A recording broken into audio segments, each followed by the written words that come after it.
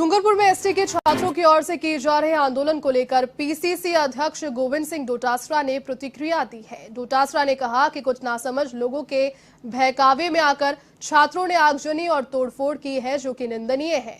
उन्होंने कहा कि छात्रों को बातचीत के लिए आगे आना चाहिए। राजस्थान सरकार सभी की समस्या सुनने को तैयार है। कानून सम्मत उनकी हर मांग सरकार सुनने को तैयार है, लेकिन कानून को हाथ में लेने की इजाजत किसी को नहीं है। डोटासरा ने यह भी कहा कि हमारी सरकार ने एसएलपी में नहीं जाने का फैसला किया। मांग जायज होगी तो टेबल पर संतुष्ट कर ही देंगे। हम नौकरी देने को तैयार हैं। उन्होंने साथ ही में ये भी कहा कि शिक्षक भर्ती 2018 में टीएसपी में जनरल के करीब 600 पदों पर एसटी के अभ्यर्थियों का चयन हुआ। मामला हाईकोर्ट में गया है और वो विचाराधीन फिलहाल है। बीजेपी के विधायकों और जनप्रतिनिधियों ने पहले भी सरकार से वार्ता की है।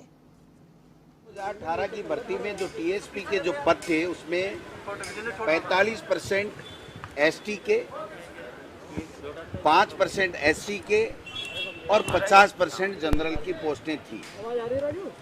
लगभग 5000 पद थे जिनके ऊपर नियुक्ति की प्रक्रिया होकर के, जिसमें मिनिमम क्वालिफिकेशन जो रीट है उसमें जनरल के लिए 60%, एससी के लिए 60% और एसटी के लिए 36% था।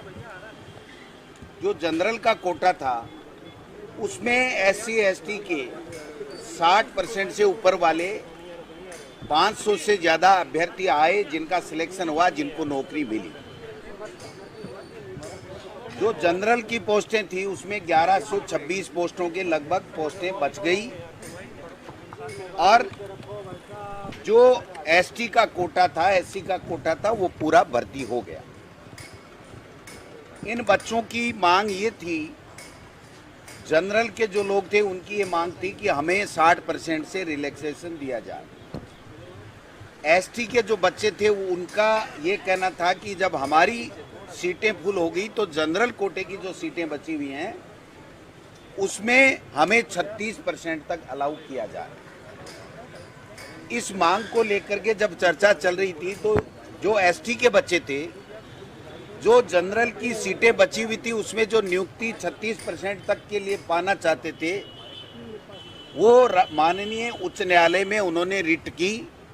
माननीय उच्च न्यायालय ने उनके हक में फैसला किया और जो जनरल के बच्चे थे, जो अपने ही कोटे में 60% से 5% का रिलैक्सेशन चाहते थे, उन्होंने डीबी में जाकर के उस फैसले के खिलाफ अपील की।